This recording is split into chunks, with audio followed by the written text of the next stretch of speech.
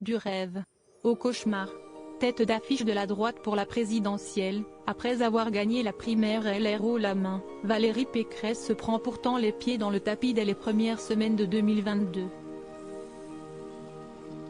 Et plus précisément le 13 février, date à laquelle elle organise un grand meeting au Zénith de Paris en forme de fiasco. Discours surjoué, silence gêné du public. Déjà pas aidée par Nicolas Sarkozy, elle entame une descente aux enfers symbolisée par ses 4,7% au premier tour, le plus faible score de la droite. J'ai fait un meeting raté au Zénith. Je le regrette, reconnaît-elle plus tard, avant de disparaître des radars quelques mois.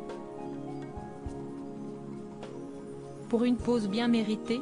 Pas tout à fait. Dès la rentrée, la présidente de la région Île-de-France attire à nouveau les moqueries en raison de la pagaille dans les transports à la RATP. Pour elle comme pour Anne Hidalgo, elle aussi victime d'une annus horribilis, vivement 2023.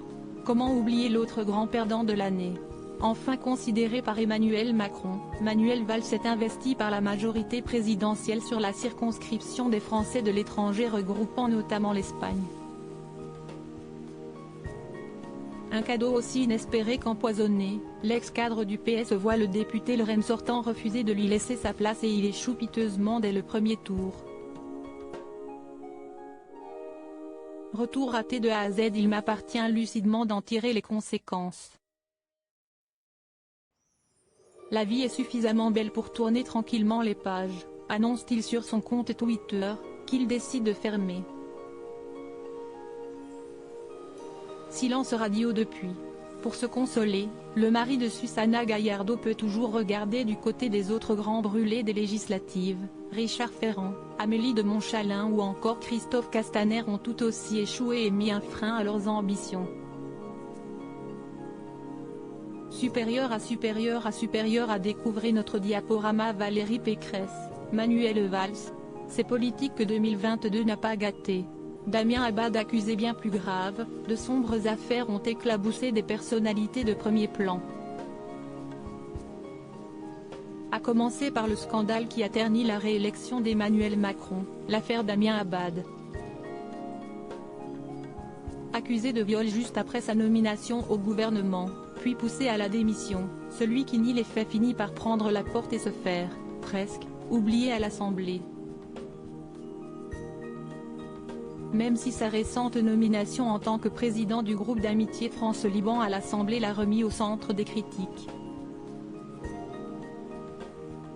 Du côté de la NUP, le succès des législatives sera éclipsé par l'affaire Bayou puis l'affaire Poiténin. Accusé de violence par sa femme Céline, en plein milieu d'un divorce difficile, l'élu est condamné en décembre à 4 mois de prison avec sursis, en plus de 2 000 € de dommages et intérêts pour préjudice moral. Suspendu 4 mois du groupe LFI à l'Assemblée, son cas divise toujours plus les Insoumis, où Jean-Luc Mélenchon est accusé de surprotéger son ex-héritier. Se remettront-ils de cette controverse? 2023 le dira. Crédit photo, JB Autissier panoramique.